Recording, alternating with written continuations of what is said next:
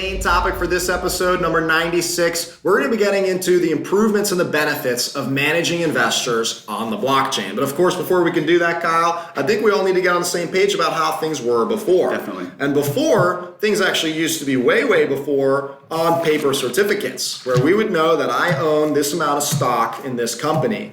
Today, it's more likely being done on an Excel sheet or a spreadsheet or a database somewhere, which means you have no access or transparency about who owns what as an investor. And as an issuer, you actually potentially are going to go into multiple partners, whether it be brokers or custodians or transfer agents, especially when you go public, in terms of managing all of this information, record keeping, if you will, of your investors. And this is convoluted, it's archaic, which is why the blockchain is here. And so managing your investors in a digital solution, when we're looking at blockchain-based management and cap table management, is incredibly much more efficient. You're going to be taking the investor information, the KYC information, their location, potentially even their jurisdictional requirements, what they can and cannot invest in, and you can actually program that into the smart contracts of the program that you're trading on. And that will allow, instead of requiring somebody to manually check and make sure that you are who you say you are and that your documents are legit and that you're allowed to do what you want to do, and then also that the counterparty that you're working with, the person you're trying to buy or sell from, is also allowed to trade with you, and that they're doing all of these things properly. That's an incredibly manual process, and that's what we've seen with traditional banks today, have so many people on the floor, right? There's a lot of compliance staff in all these different banks just making sure that this information is legit.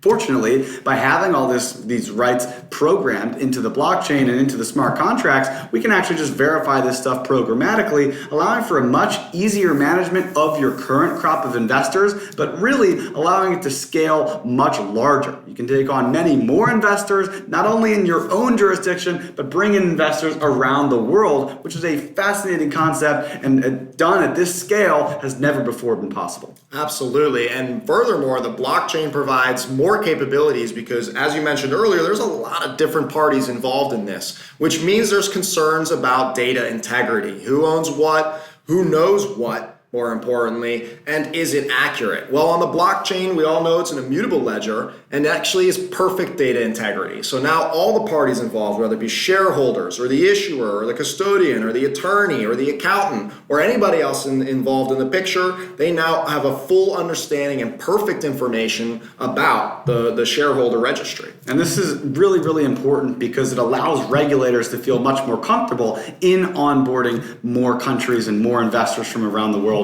into these platforms. Because if you don't have any information around where the investment's coming from or who's trading or buying and selling, of course they're going to be more skeptical and more hesitant to innovate. Whereas if we have a blockchain-based ledger that, as you said, has this data integrity, that's got this information that's immutable, the regulators or any centralized party could go through and actually check and make sure that things are following and happening the way that they should be, that licenses are being appropriately managed, and that the investors themselves are being safely protected from themselves and from others in the investment structure here. And that's fascinating and very important about blockchain. And again, one of those reasons why blockchain will save so much efficiency for both speed and cost for banks and settlement firms, because they don't need to necessarily manage all this so hands-on anymore. Those hordes of people that you were talking about earlier in compliance, they're all over the place. They're doing manual wires to thousands of investors, figuring out based on the spreadsheet who owns what and how much, and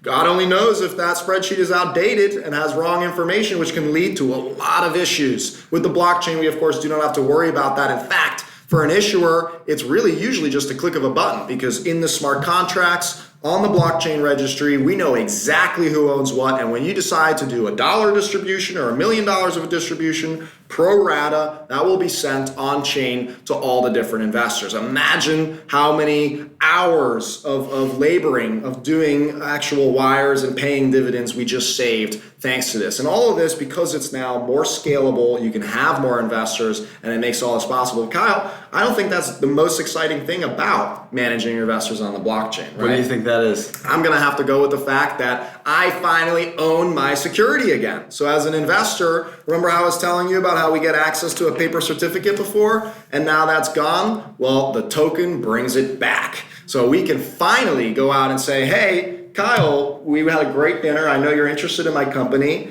I don't need to go to the board. I don't need to go to an attorney. I don't need to go to really anybody. I'm using my token and he's got a compliant wallet that's verified. Great. I can send him some shares. Here you go, Kyle. And we're done. What a beautiful thing. The background is updated. The issuer gets updated information. They didn't need to approve anything. A dividend is sent. It's now going to him. And no one needed to be told that I had made this transfer. Now that is truly, truly disruptive. Yeah, it brings so many great opportunities with governance, with dividend payouts, with ease of transfer, self-custody. By leveraging the blockchain, we need that because we need that centralized registry. We need that immutable ledger, that record of the shares, exactly who has what, in order to build out all this programmatic benefits. Like, as we said, with a governance, with a governance structure, you could very easily take the shares that you own, that you have, and be able to vote and make decisions based off of it. You don't need any of these weird, centralized brokers that are just making widespread voting rights or voting changes for the behalf of all of their users on their platform. Any of these weird things like that, even dividends, as you said, don't need to be manual. They could be very easily set in an escrow and distributed out through smart contracts based off of your proportional shares. There's just so many benefits here. And that's only the tip of the iceberg. Definitely just scratching the surface, I know. But hopefully, Kyle, everyone watching here knows now or agrees with us why we think all securities and equities are eventually going to get tokenized and put on the blockchain, because these are truly 0 to 1 changes that when they happen, there's no reason for going back. So I think this is a pretty productive main topic. I think that's about a wrap for me. Let's end the show. Thank you all for watching and tuning in, listening if you're on the air there. And of course, tune in next week on Friday. Hit us up on LinkedIn or Twitter. We're always available and happy to chat. We've got the What's Drippin' newsletter that comes out on Mondays with all the latest information as well. And we've got the Security Token Speakeasy on Thursdays. That's our Clubhouse channel that you can tune in at 5 p.m. to talk with other guests in the industry about this episode. Thanks for listening. Talk to you next week. Happy tokenizing.